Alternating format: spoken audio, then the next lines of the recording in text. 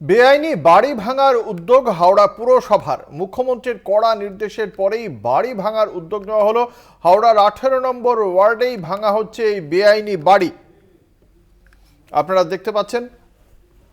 আমাদের সঙ্গে রয়েছেন আমাদের প্রতিনিধি জগন্নাথ সামন্ত। জগন্নাথ, কতদিন ধরে এই বাড়িটির বিরুদ্ধে অভিযোগ থাকার পর আজকে এই ভাঙার পদক্ষেপ নিল প্রশাসন?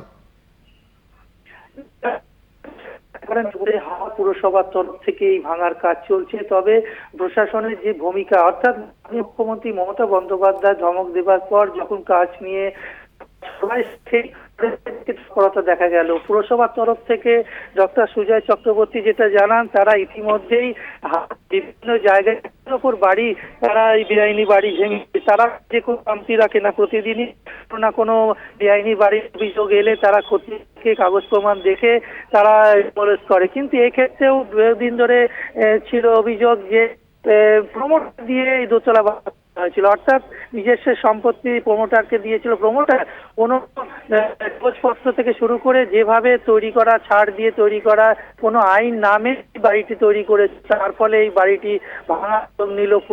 পুরসভার তরফ থেকে জানানো হচ্ছে তারা প্রতিদিনই কোনো না কোনো জায়গায় বেআইনি বাড়ি কমপ্লেন এলে তারা খতিয়ে দেখে এবং ভাঙার ব্যবস্থা করে।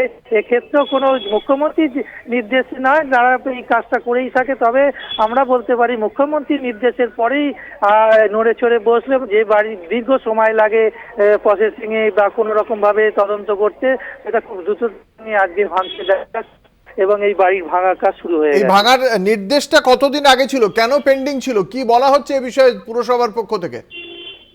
পৌরসভার পক্ষ থেকে যেটা বলা হচ্ছে, তাদের কাছে নথি এলে, তাদের অভিযোগ এলে তারা খতিয়ে দেখে, তারা বিভিন্ন বাড়িটি কিভাবে বেআইনি হয়েছে, ছাড় দেওয়া হয়েছে কিনা। আজকে হঠাৎ করে তো এই বাড়িটা ভাঙতে শুরু করেছেন, এটা মুখ্যমন্ত্রীর নির্দেশের পর বোঝা যাচ্ছে, কিন্তু এই নির্দেশটা নিশ্চয়ই পুরসভার কাছে ছিল, কিন্তু তারা এটা কার্যকরী করছিল না।